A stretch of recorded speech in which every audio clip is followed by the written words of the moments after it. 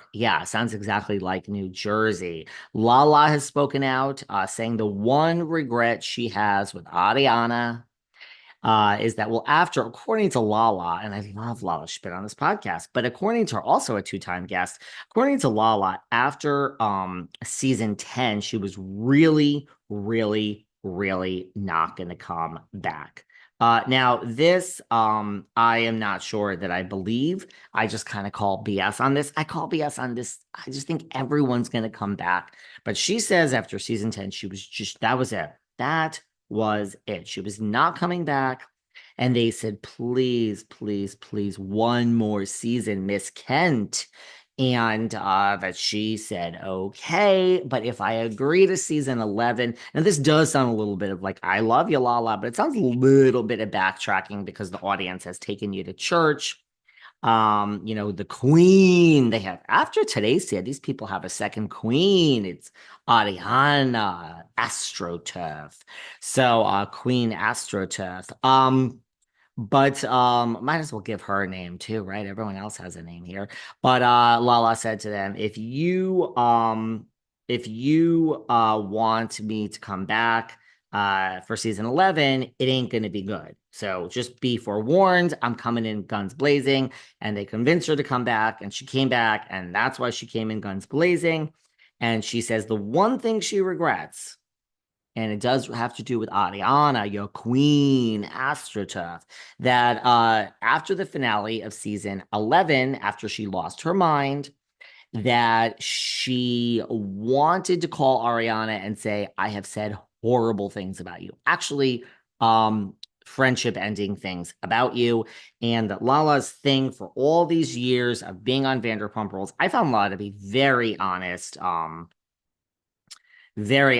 in the real world coming on this podcast. But she says, her whole thing is, if I'm going to say it behind your back, I'm going to say it to your face. I actually believe Lala. I personally love Lala. She said, but she said all these things on the Vanderpump finale. She went to support Ariana in Chicago. She went to support her everywhere else. And it's not that she doesn't support her. She wishes her well, even though they have nothing to do with each other, but that she was supporting her. And as she was supporting her, she was like, wow, I said all these horrible things and they are friendship ending. And I should have just said this to her face. By the way, I said all this about you. And, um, basically that's her one regret, which I kind of believe also sounds a little bit like backtracking to me, but I kind of believe. And, I just think the show's over. So everyone's kind of having regrets. Everyone has released their statement. If we have time, we'll read Sandoval's statement because he has released a statement of his own. He was later to the game. The Scandival is named after him. I still think he was like, whatever Ariana gets, I get because my name is on the damn thing. I'm gonna die on that hill. Not blaming Tom for the end of it. I don't think it was just money. I think again, creatively, they know where to go. They would have worked out the money somehow and been like, here it is, you're not getting any more, take it or leave it.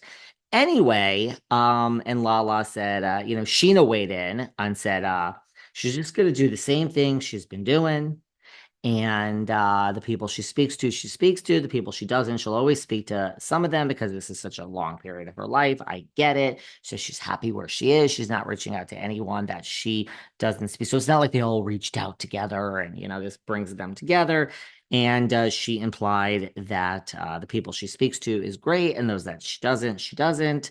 And that's really it. Lala said that all she cared about during the last season was getting the best come that she can get to get pregnant and could care less about the show because she had big problems going on. It's over. I do think it's foreshadowing for New Jersey. I do think it's not a thing that probably makes today's feel good. But it doesn't make any of them feel good. I just think it makes, look, it's going to be so interesting, isn't it? If we start seeing in interviews that today Sia will now speak to Messy G. And I don't know if Messy G needs to do those interviews because Messy G wasn't exactly speaking to today Sia, but I think she would have. I don't really think this is on Messy G. It takes two to tango of how we got here, sure. But I really think, let's be honest, even the Huggas, but the Stumps will never admit it, It really is Teresa that said, I won't speak to Melissa and Joe ever again. It really wasn't them. I'm not saying they're going out of their way. I'm not saying it doesn't take two to tango to get us here, but it really was her. So it's going to be interesting if Aurelius, because he sees his meal ticket going away, and that lawyer, that big hunk of junk lawyer over there in New Jersey starts to advise them, hey, you should probably start to walk this back because like you really are going to lose the job. I think they've already been there. I think the nervousness has already come and gone, but I do think VPR is kind of shadowing for that. Um, Kyle Richards at the Fan Fest did she was asked by Andy, who would you like back? Or she was asked by a fan, I think. Really, what she was asked was from any franchise who you would like back. I always say number one, Rena. Who also would I like back? For me, from Beverly Hills, it would be Rena. But I don't know. Is there anyone else really on the top of my head that I would love to have back? I would have said Alexis, but she came and went. There we are. But Kyle said her own franchise, Eileen Davidson, one-time guest of BTVR. We've had them all. So Eileen has responded to Kyle and said, "Oh, that's sweet." She said, "That is so kind. I love Kyle. It's nice to be missed." Doesn't sound like Eileen is going back anytime soon. Eileen is working. Eileen, I don't think has like financial issues. She has, the father-in-law, she has the husband, she has worked many years, and I don't think Eileen truly lives way above her means. I think she lives at her means. I think anyone would go back if the money were right, but I really think I think what I read into Eileen's response is that's really sweet. Man, if you just put a certain amount of money in front of me, I'm not going to be able to say no. And I think she's not going to come for cheap because I don't think she wants it. I think she's kind of like, put the right number in front of me and sure, I'll go back, but please don't put any number in front of me. It's one of those things of like, I don't want to be offered this, right? Like, think of all the things you don't want to do in the world right now. And then think if someone offered you like the right amount of money. Like, you would literally be like, fuck you, because now I have to say yes, right? But you don't even want to get there. So I take Eileen's response to mean like, man, I can't say never because I mean, everyone has a price and we all do. But please don't offer it to me because I'm good over here. That's what I took, but very politically correct response from Eileen, which we're not shocked. What about you guys? Slip into the comments. Do you want to see Eileen Davidson back? Kyle pointed out that she likes Eileen because, or I think not Kyle, but the producers or the insider. We have so many insiders to say Eileen was, and I believe all of this. Eileen was a pleasure to work with. I mean, she's a soap actress who's used to showing up and memorizing ridiculous amounts of lines on a daily basis.